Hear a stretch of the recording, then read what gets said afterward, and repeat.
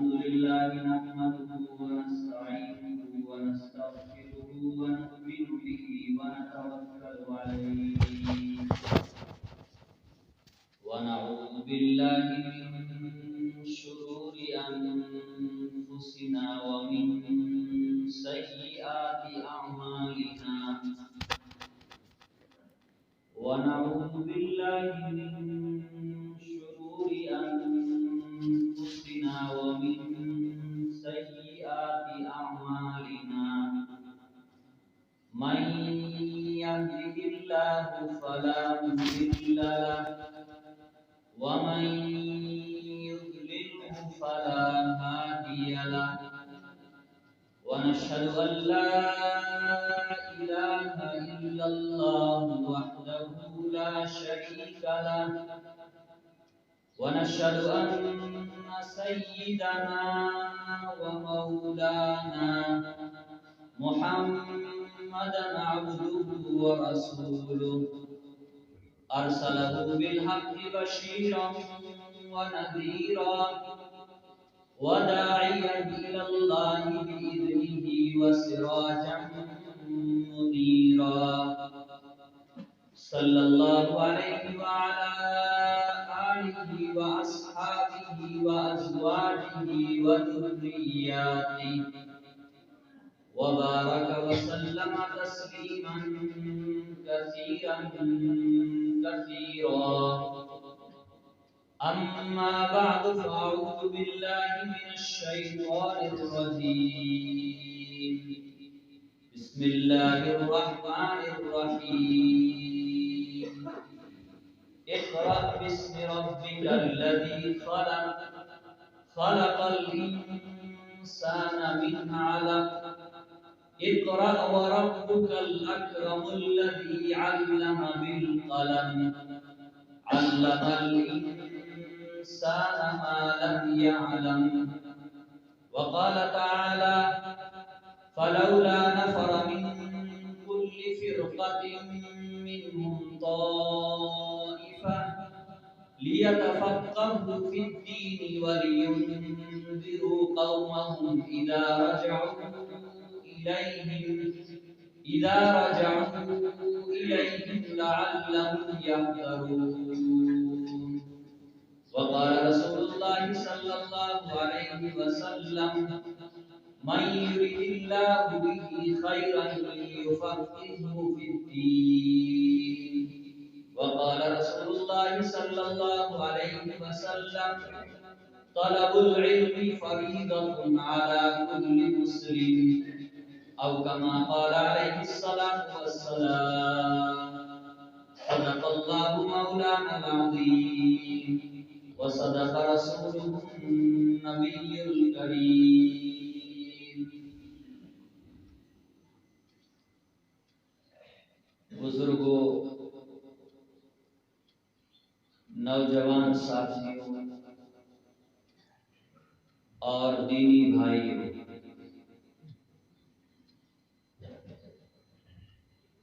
اللہ تبارک و تعالیٰ کا شکر ہے کہ اس وقت ہم لوگ نماز جمعہ کی نسبت سے اور اس مدرسے کے بچوں کے سالانہ پروگرام کی نسبت سے یہاں پر جمع ہوئے ہیں۔ یہ ساری نسبتیں دین کی نسبتیں ہیں، یہ ساری نسبتیں علم کی نسبتیں ہیں۔ اللہ تعالیٰ ان نسبتوں کے ساتھ آخری سانس تک ہمیں جڑے رہنے کی اور متعلق رہنے کی توفیق عطا فرمائے، اور جہاں بھی ہم اس طرح کی نسبت سے جمع ہوں تو اللہ تعالیٰ اس کو شرف قبولیت سے بھی نواز دے۔ ساتھیوں سے تھوڑی درخواست ہے، آگے آ جائیں، یہ دونوں طرف جگہ خالی ہے، ابھی پیچھے کافی مجمع ہے، اس لیے آپ حضرات آگے آ جائیں۔ بزرگوں، اللہ تعالیٰ نے قرآن کریم کے اندر نبی کریم صلی اللہ علیہ وسلم کے ذریعے ایک احسان گناتے ہوئے، شمار کراتے ہوئے قرآن کریم میں 4 جگہ اللہ تعالیٰ نے ایک آیت کو نازل فرمایا ہے۔ لَقَدْ مَنَّ اللَّهُ عَلَى الْمُؤْمِنِينَ إِذْ بَعَثَ فِيهِمْ رَسُولًا مِّنْ أَنفُسِهِمْ، کہ اللہ نے ایمان والوں کے اوپر، مسلمانوں کے اوپر ایک احسان کیا کہ ان کے اندر ایک نبی کو، ایک رسول کو بھیجا۔ اس کو بھیجا، ایک نبی کو، ایک رسول کو بھیجا، اور نبیوں اور رسولوں کے بھیجنے کا یہ سلسلہ جو حضرت آدم علیہ السلام سے شروع ہوا تھا، حضرت محمد مصطفیٰ صلی اللہ علیہ وسلم پر آ کر کے وہ سلسلہ ختم ہو گیا۔ کم و بیش کتنے نبی آئے ہیں، 1.25 لاکھ انبیاء کے بارے میں ہم سنتے ہیں۔ اللہ نے اتنے سارے نبی دنیا کے اندر مبعوث فرمائے، بھیجے۔ کس لیے بھیجے؟ انسانوں کو دنیا کے اندر پیدا کیا تو اللہ نے انسانوں کے اندر 2 طرح کی صلاحیتیں رکھی ہیں۔ فَأَلْهَمَهَا فُجُورَهَا وَتَقْوَاهَا، انسان برائی کے راستے پر چلے، شیطان کی اطاعت کر لے، نفس کی اطاعت کر لے، تو ایسی صورت میں وہ فجور اور برائی کے راستے پر چلنا شروع ہو جاتا ہے۔ اور اگر انسان شیطان کے راستے کو چھوڑ دے، نفس کے راستے کو چھوڑ دے، برے لوگوں کی صحبت چھوڑ دے، برے لوگوں کے ساتھ اٹھنا بیٹھنا چھوڑ دے، تو اللہ نے انسان کے اندر جو دوسری صلاحیت تقویٰ کی رکھی ہے، انسان اس راستے کے اوپر چلنا شروع ہو جاتا ہے۔ تو یہ انبیاء دنیا کے اندر اس لیے آتے تھے، یہ رسول دنیا کے اندر اس لیے آتے تھے کہ شیطان کا جو راستہ ہے، اس راستے سے انسانوں کو ہٹا کر کے نبیوں کا، رسولوں کا، اللہ کا جو پسندیدہ راستہ ہے، جو تقویٰ والا راستہ ہے، یہ انبیاء اور رسول دنیا میں آ کر کے محنت کرتے تھے، جفا کشی کرتے تھے، قربانیاں دیتے تھے، محنتیں کرتے تھے۔ ان محنتوں اور قربانیوں کے نتیجے میں شیطان کے راستے پر چلنے والے لوگ بھی سیدھے راستے کے اوپر آ جاتے ہیں۔ اللہ تعالیٰ نے آخری نبی حضرت محمد مصطفیٰ صلی اللہ علیہ وسلم کو دنیا کے اندر مبعوث فرمایا، تو نبی علیہ السلام کے دنیا کے اندر بھیجنے کے اللہ نے قرآن کریم کے اندر 4 موٹے موٹے مقاصد بیان فرمائے۔ کتنے؟ 4 مقاصد بیان فرمائے۔ اِذْ بَعَثَ فِيهِمْ رَسُولًا مِّنْ أَنفُسِهِمْ، اللہ نے تمہارے اندر ایک نبی بھیجا ہے، ایک رسول بھیجا ہے۔ وہ نبی فرشتوں میں سے نہیں ہے، وہ نبی جنات کی اولاد میں سے نہیں ہے، وہ نبی کسی اور مخلوق سے پیدا ہو کر کے نہیں آئے ہیں، بلکہ وہ نبی تم ہی انسانوں میں سے ہے، اور تمہارے ہی خاندان میں سے ہے، تمہارے ہی پریوار میں سے ہے۔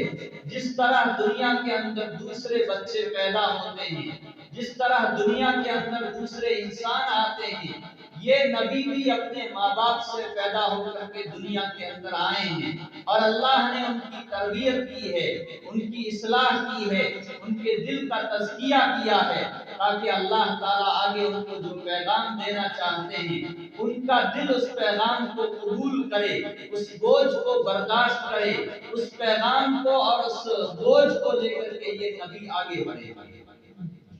اِذْ بَعَثَ فِيهِمْ رَسُولًا مِّنْ أَنفُسِهِمْ يَتْلُو عَلَيْهِمْ آيَاتِهِ وَيُزَكِّيهِمْ وَيُعَلِّمُهُمُ الْكِتَابَ وَالْحِكْمَةَ۔ اس چھوٹی سی آیت کے اندر اللہ نے حضرت محمد مصطفیٰ صلی اللہ علیہ وسلم کے بھیجنے کے مقاصد کو بیان فرما دیا۔ پہلا مقصد یتلو علیہم آیاتہ، یہ نبی قرآن کریم کی آیتیں پڑھ پڑھ کر کے تم کو سنائیں گے۔ کس کی؟ قرآن کریم کی آیتیں پڑھ پڑھ کر کے تم کو سنائیں گے۔ تو قرآن کا بغیر سمجھے پڑھنا بھی بڑا ثواب ہے۔ قرآن کا بغیر سمجھے پڑھنا یہ بھی بہت بڑی ثواب کی چیز ہے۔ اصل چیز تو یہ ہے کہ قرآن کو پڑھا جائے، سمجھا جائے اور پھر اس کے مطابق اپنی زندگی کو بنایا جائے، قرآن کی آیات کے مطابق اپنے عمل کو بنایا جائے، قرآن کی آیات کے مطابق اپنی زندگی کو بنایا جائے۔ یتلو علیہم آیاتہ، نبی کے رسول علیہ السلام کے دنیا کے اندر بھیجنے کا پہلا مقصد یہ ہے کہ یہ قرآن پڑھ کر کے لوگوں کو سناتے ہیں۔ دوسرا مقصد وَيُزَكِّيهِمْ، دنیا یہاں اچھے کام بھی ہوتے ہیں، یہاں برے کام بھی ہوتے ہیں۔ نبی علیہ السلام کو اللہ تعالیٰ نے دنیا کے اندر بھیجا، یزکیہم، کہ یہ نبی انسانوں کے دلوں کو پاک کریں گے، صاف کریں گے، بری عادتوں سے، گندی خصلتوں سے، برے اخلاق سے، انسانوں کے قلوب کو، انسانوں کی طبیعتوں کو سنوارنے کی کوشش کریں گے، بری عادتوں سے ان کو پاک کریں گے، برے اخلاق سے پاک کریں گے۔ جب ہر ایک کا دل پاک ہوگا، ہر ایک کے اندر اچھی عادتیں ہوگی، ہر ایک کے اندر اچھے اخلاق ہوں گے، تو یہ معاشرہ اور یہ سماج خود بخود پاک ہو جائے گا۔ وَيُزَكِّيهِمْ، دوسرا مقصد یہ بتلایا کہ یہ نبی دنیا کے اندر جا کر کے انسانوں کا تزکیہ کرتے ہیں، انسانوں کی اصلاح کرتے ہیں، انسانوں کی تربیت کرتے ہیں، ہمدردی کا جذبہ پیدا کرتے ہیں، سخاوت کا جذبہ پیدا کرتے ہیں، ماننے کا جذبہ پیدا کرتے ہیں، قرآن اور حدیث کے اوپر عمل کرنے کا جذبہ پیدا کرتے ہیں، ہر ایک کے ساتھ خیرخواہی اور ہمدردی کا جذبہ پیدا کرتے ہیں۔ دو مقصد ہوئے۔ تیسرا اور چوتھا مقصد وَيُعَلِّمُهُمُ الْكِتَابَ وَالْحِكْمَةَ، پہلے نمبر پر بتایا یہ صرف قرآن پڑھتے ہیں، آپ کے سامنے آیات کی تلاوت کرتے ہیں۔ تیسرے نمبر پر اللہ تعالیٰ نے فرمایا ہم نے محمد صلی اللہ علیہ وسلم کو دنیا میں اس لیے بھیجا ہے یعلمہم الکتاب، کہ یہ کتاب تم کو سکھلائیں گے، کتاب کا سمجھنے کا طریقہ، کتاب کے اوپر عمل کرنے کا طریقہ، قرآن کریم کے احکام اور مسائل کے اوپر عمل کرنے کا طریقہ حضرت نبی کریم صلی اللہ علیہ وسلم کو سکھلائیں گے۔ وَيُعَلِّمُهُمُ الْكِتَابَ وَالْحِكْمَةَ، تیسرا مقصد قرآن کریم کی احکام آپ کو سکھلائیں گے، آپ کے سامنے اس کی تفسیر کریں گے۔ وَالْحِكْمَةَ، چوتھے نمبر کے اوپر بیان فرمایا نبی کریم صلی اللہ علیہ وسلم جو ارشادات تمہارے سامنے بیان کرتے ہیں، جو حدیثیں تمہارے سامنے بیان کرتے ہیں، ان ارشادات اور ان حدیثوں کو بھی سمجھائیں گے اور تمہیں دانائی کی، سمجھداری کی باتیں سکھائیں گے۔ اس کی دانائی کی،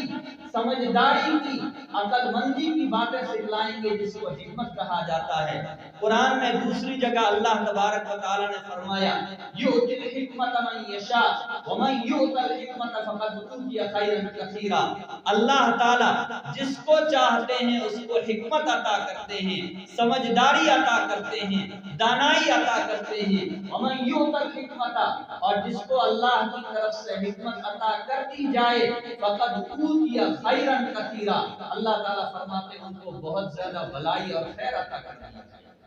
تو بزرگوں، حضرت نبی کریم صلی اللہ علیہ وسلم کے دنیا کے اندر بھیجنے کے اللہ تعالیٰ نے یہ چار مقاصد بیان فرمائے: قرآن کی تلاوت، تزکیہ نفس،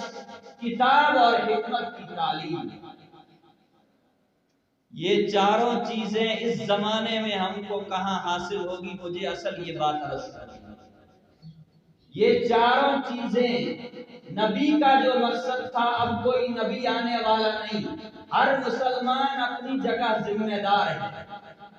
ہر مسلمان اپنی جگہ ذمہ دار ہے۔ جس کے پاس جتنا علم ہے، جس کے پاس جتنی سمجھداری زیادہ ہے، اس کی ذمہ داری اتنی ہی بڑی ہے اور اس کی مسئولیت اتنی ہی بڑی ہے۔ نبی علیہ الصلوۃ والسلام نے فرمایا کلکم راع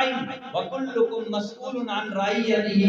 ہر آدمی اپنی جگہ ذمہ دار ہے اور ہر آدمی سے اس کی ذمہ داری، اس کی مسئولیت اور اس کی ڈیوٹی کے بارے میں کل قیامت کے دن سوال کیا جائے گا۔ تو نبی علیہ الصلوۃ والسلام آخری نبی، اب کوئی نبی آنے والا نہیں۔ نبی علیہ الصلوۃ والسلام نے ایک دوسری حدیث کے اندر بیان فرمایا العلماء ورثۃ الانبیاء وان الانبیاء لم یورثوا دینارا ولا درہما، میرے بعد میں میری امت کے علماء، قرآن کو سمجھنے والے، حدیث کو سمجھنے والے، دین کو سمجھنے والے، یہ انبیاء کے وارث ہیں، یہ انبیاء کی امانت کو اٹھانے والے ہیں۔ تو ان کی بھی ذمہ داری اور ان کے ساتھ جن کو اللہ تعالیٰ دین کی سمجھ عطا فرمائیں، ان کی بھی ذمہ داری ہے کہ مقاصد انبیاء کو، مقاصد بعثت نبی علیہ الصلوۃ والسلام کو لے کر کے وہ زندگی کے اندر چلیں، بیٹھ کر کے ان کا انتظام کریں، قرآن کی تلاوت کے بارے میں کوشش کریں، تزکیے کے بارے میں کوشش کریں، کتاب اور حکمت کے سکھلانے کے بارے میں کوشش کریں۔ یہ چاروں مقاصد ہر زمانے کے علماء، ہر زمانے کے دین کا درد رکھنے والے ذمہ دار لوگ، دین کی فکر رکھنے والے لوگوں نے ان چاروں مقاصد کو ادا کرنے کی مکمل طریقے سے کوشش کی ہے۔ آج کے اس زمانے کے اندر بھی حالات کس طرح کی بھی ہیں، حکومتیں ہمارے ساتھ نہیں، بڑے لوگ ہمارے ساتھ نہیں، دنیا کے ذمہ دار لوگ ہمارے ساتھ نہیں، اس کے باوجود یہ علماء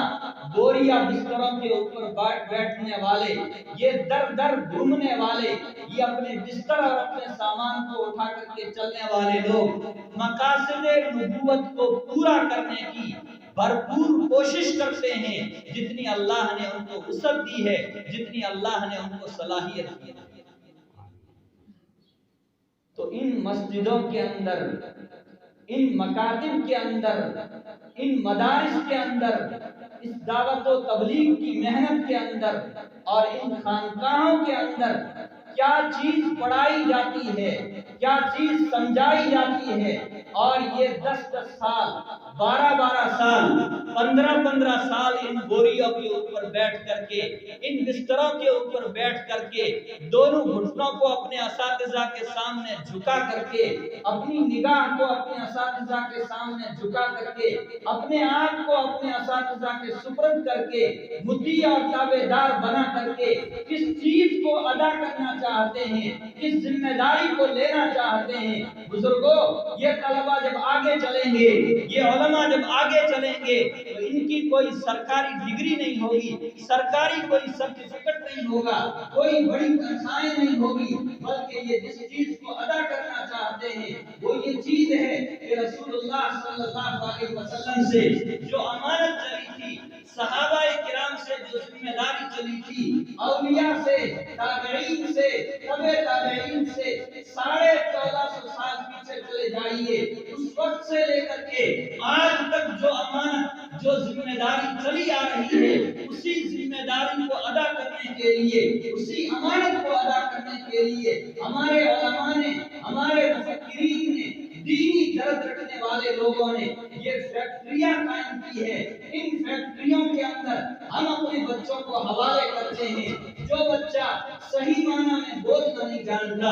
جو بچہ صحیح معنی میں بیٹھنا نہیں جانتا، جو بچہ صحیح طریقے سے سونا نہیں جانتا، ہم اپنے بچے کو بالکل بغیر تراشے ہوئے پتھر کی طرح، بغیر تراشے ہوئے ہیرے کی طرح اس استاد کے، اس مدرسے کے، اس ماحول کے، اس تعلیم گاہ کے، اس تربیت گاہ کے لا کر کے سپرد کرتے ہیں 10 سال کے بعد 15 سال کے بعد وہ اساتذہ اپنی محنت سے اس ماحول سے اس ہیرے کو تراش کر کے ایسا بنا دیتے ہیں کہ وہ قرآن کو بھی سمجھتا ہے، حدیث کو بھی سمجھتا ہے، تزکیہ اور اصلاح کے میدان میں بھی چلتا ہے، تعلیم اور تبلیغ کے میدان کے اندر بھی چلتا ہے، کتاب اور حکمت کی تعلیم بھی دیتا ہے، لوگوں کی زندگی کے ہر میدان کے اندر وہ رہنمائی اور رہبری کا کام کرتا ہے۔ یہ اتنی بڑی ذمہ داری کو ادا کرنے والے لوگ ہیں۔ ہمیں ان مدارس کی اور اللہ ہمیں ان مدارس کے چلانے والے لوگوں کو، ہم پڑھانے والے لوگوں کو اللہ خلوص کی دولت سے مالا مال فرمائے۔ یہ لوگ جس چیز کو تیار کر رہے ہیں، دنیا دار لوگوں کے یہاں، حکومتوں کے یہاں اس کی کوئی قیمت اور کوئی وقت نہیں ہے، لیکن اللہ کے رسول کے نزدیک ان کی بڑی قدر اور بڑی وقت ہے۔ اللہ کے نزدیک ان کی بڑی قدر اور بڑی وقت ہے۔ ہم جگہ جگہ یہ مدرسے دیکھتے ہیں، ہم جگہ جگہ یہ مکاتب دیکھتے ہیں، اور ہم اپنی فکر سے ہر محلے کے اندر لاکھوں روپے لگا کر کے یہ مسجدیں بناتے ہیں۔ بزرگوں، یہ مسجدیں صرف نماز پڑھنے کی جگہ نہیں، بلکہ نماز پڑھنے کے ساتھ ساتھ یہ تعلیم گاہیں بھی ہیں، تربیت گاہیں بھی ہیں۔ یہاں نفوس کی اصلاح ہوتی ہے، قلوب کی اصلاح ہوتی ہے، لوگوں کو یہاں سنوارا اور بنایا جاتا ہے۔ اور اللہ تعالیٰ نے قرآن کریم کے اندر تو فرمایا ہے کہ تمام لوگ علم حاصل نہیں کر سکتے، اور یہ فرض اب ضروری ہی نہیں ہے کہ سارے کے سارے لوگ علماء ہوں، سارے کے سارے لوگ مفتی ہوں، سارے کے سارے لوگ قرآ ہوں، لیکن اللہ تعالیٰ نے فرمایا ایک جماعت تو ایسی ہونی چاہیے جو پورے دین کو سمجھنے والی ہو، پورے شریعت کو سمجھنے والی ہو، اور سمجھ کر کے مسجدوں سے نکل کر کے، مدرسوں سے نکل کر کے جب باہر اپنی قوم کے اندر جائیں، اپنے محلے کے اندر جائیں، اپنی بستی کے اندر جائیں، اپنے علاقے کے اندر جائیں، تو کیا کریں؟ لِيَتَفَقَّهُوا فِي الدِّينِ وَلِيُنذِرُوا قَوْمَهُمْ إِذَا رَجَعُوا إِلَيْهِمْ۔ جب اپنی قوم کے پاس جائیں تو ان کو اللہ سے ڈریں، کہ اللہ سے ڈرائیں کہ اللہ نے یہ زندگی دی ہے، اللہ نے ہم کو یہ ذمہ داریاں دی ہے، ہم اپنے یقین اور ایمان کے مطابق، عقیدے کے مطابق جب مریں گے تو مرنے کے بعد ہم سے حساب و کتاب ہوگا۔ زندگی کس طرح گزار کر کے آئے ہو، مال کس طرح خرچ کر کے آئے ہو، جو علم حاصل کیا تھا اس علم کے اوپر کتنا عمل کر کے آئے ہو، یہ ساری چیزیں کل قیامت کے دن ہم سے پوچھی جائے گی۔ تو وہ عالم، وہ فقہ کا، قرآن کو سمجھنے والا، حدیث کو سمجھنے والا جب کھل کر کے آگے میدان کے اندر باہر آئے گا تو اپنی قوم کو اللہ سے، آخرت سے، قبر کی زندگی سے ڈرانے والا ہے۔ اور نبی علیہ الصلوۃ والسلام نے فرمایا، میں نے جیسے حدیث پڑھی تھی، من یرید اللہ بہ خیرا یفقہہ فی الدین، اللہ تعالیٰ جس کو دین کی سمجھ عطا فرما دے۔ کیا عطا فرما دے؟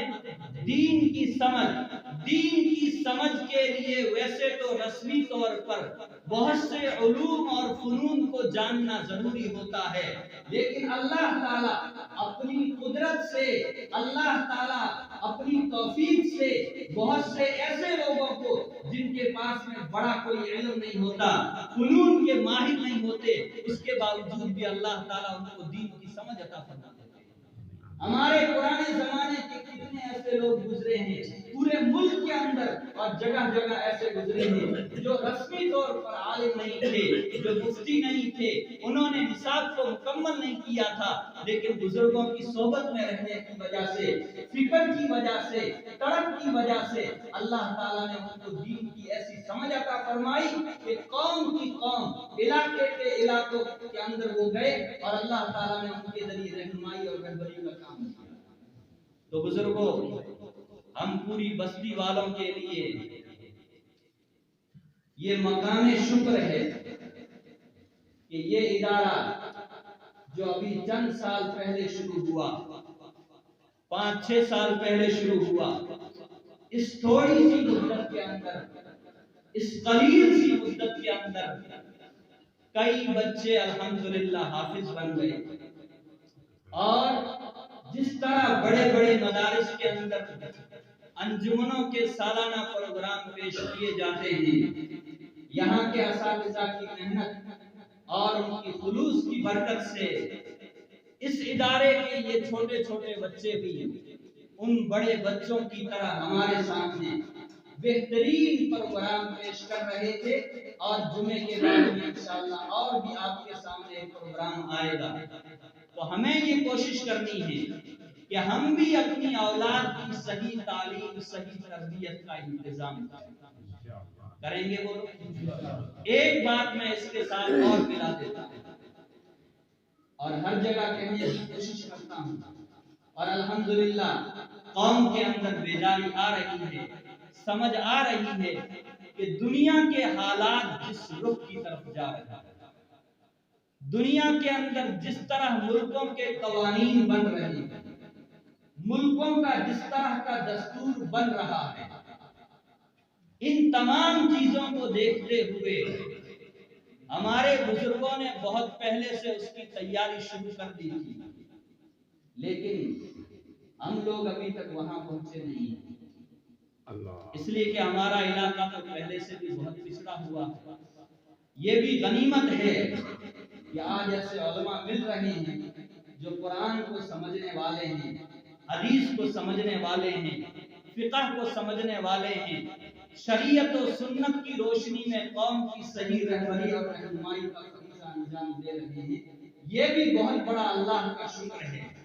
لیکن ایک بات اور ہے، دنیا کب سے ہے اور کب تک رہے گی اللہ ہی جانتا ہے۔ مسلمان کا یہ یقین ہے کہ ہم شریعت و سنت کے مطابق زندگی گزاریں گے تو ہماری دنیا کی زندگی بھی کامیاب ہوگی اور آخرت کی زندگی بھی کیا ہوگی؟ کامیاب ہوگی۔ ہمارے اس زمانے کے خاص طور سے اکابر علماء بڑے درد کے ساتھ اس کے ساتھ ایک چیز، چھوٹی سی اور چیز ملاتے ہیں، جس کو اگرچہ ہم مقصد تو نہیں کہہ سکتے، لیکن دنیا کی زندگی کو اچھا بنانے کے لیے، معاشرے کو ملک کے دائرے کے اندر ترقی دینے کے لیے، ملت کا نام اور آگے بڑھانے کے لیے، قوم کے افراد کو سماجی اعتبار سے، سیاسی اعتبار سے، تعلیمی اعتبار سے اور دنیا کے اعتبار سے آگے بڑھانے کے لیے ہمارے اکابر علماء اس چیز کے اوپر بڑا زور دے رہے ہیں۔ ہم بھی فکر کریں کہ ہمارے بچوں کے اندر بھی وہ چیز آئے اور ہمارے بچے ان مدرسوں میں، ان مساجد میں، ان مکاتب میں بیٹھ کر کے جس طرح علماء بن رہے ہیں، قرہ بن رہے ہیں، حفاظ بن رہے ہیں، عالم دین بن رہے ہیں، اسی طرح ہم کو دنیا کے دوسرے میدانوں کے اندر بھی اپنے ہی افراد کی ضرورت ہے۔ اگر ہم نے اس بات کی فکر نہیں کی تو کل کو ان میدانوں کے اندر ہماری کوئی رہبری اور کوئی رہنمائی کرنے والا نہیں ملے گا، اور ہم ان میدانوں کے اندر بالکل گورے رہیں گے، اور ان میدانوں کے اندر ہماری کوئی حوصلہ افزائی نہیں ہوگی۔ دیکھو اللہ کا شکر ہے، علماء نے اپنے اساتذہ سے جو امانت اپنے دلوں میں، اپنے سینوں میں لی تھی، فخر کے طور پر تو نہیں کہہ سکتے، تحدیث بالنعمت کے طور پر کہتے ہیں، وَأَمَّا بِنِعْمَةِ رَبِّكَ فَحَدِّثْ، کہ یہ علماء اپنے اساتذہ سے جن امانتوں کو لے کر کے آئے تھے، ان امانتوں کو انہوں نے ضائع کر کے یہ دنیا کے کسی کاروبار میں شریک نہیں ہوئے، دنیا کے کسی کاروبار میں نہیں لگے، بلکہ کسی نے ممبر کو پکڑا، کسی نے محراب کو پکڑا، کسی نے تدریس کی جگہ کو پکڑا، کسی نے مسجد کو پکڑا، کسی نے مدرسے کو پکڑا، کسی نے مکتب کو پکڑا، کوئی خانقاہ میں جا کر کے بیٹھ گیا۔ تو انہوں نے اپنی اس امانت کی ادائیگی کے اندر اپنے آپ کو کھپا دیا۔ آج امت کے اندر یہ اس طرح کی شکلیں اور یہ نمونے نظر آ رہے ہیں۔ اللہ نے جن کو مال و دولت سے نوازا ہے، اللہ نے جن کو مال و دولت سے نوازا ہے، اللہ نے جن کو عقل اور سمجھ دی ہے، اللہ نے جن کو امت کی، ملت کی فکر اور اڑن دی ہے، جن کو ملت کا اللہ نے درد دیا ہے، قوم کی فکر دی ہے، اس زمانے کے اندر ہمارے اکابر علماء یہ فرماتے ہیں کہ ان مدرسوں کی طرح دینی ماحول میں، دینی تربیت کے ساتھ آگے چل کر کے قوم کی ہمدردی رکھنے والے، قوم کی خیر خواہی کے ساتھ قوم کی خدمت کرنے والے لوگ جو دنیا کے ہر میدان کے اندر آ کر کے کام کریں، ان مدرسوں کی طرح ہمارے درد رکھنے والے لوگوں کو،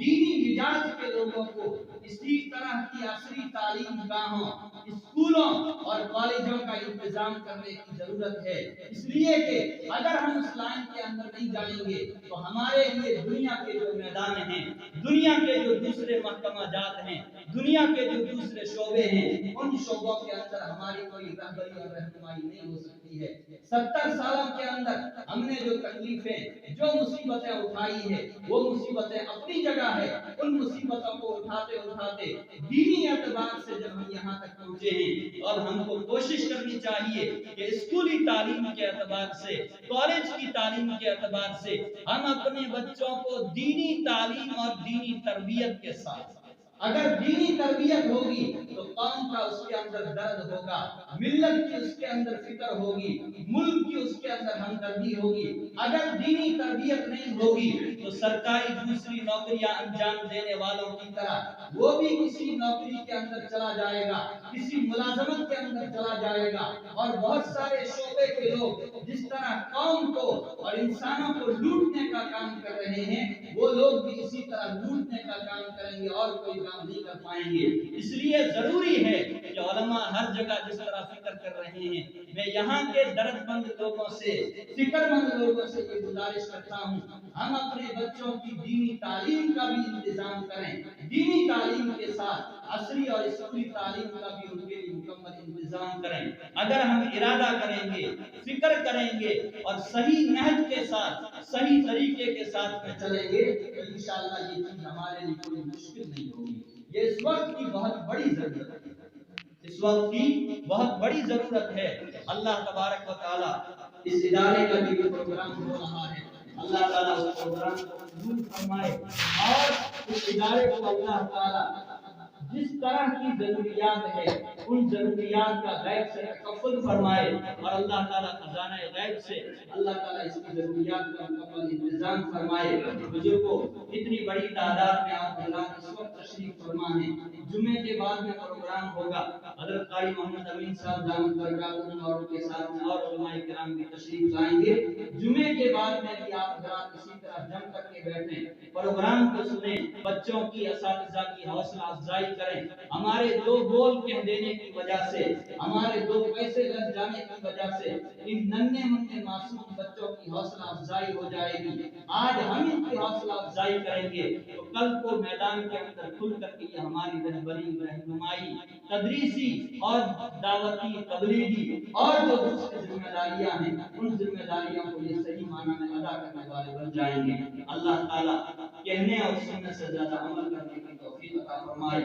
اللہ ہمارے یہاں جمع ہونے کو بے انتہا قبول فرمائے، اور اللہ تعالیٰ آج کے اس اجلاس کو بھی انتہا قبول فرمائے۔ Thanks for watching. Don't forget to like, comment, share and subscribe to Al Wahid channel.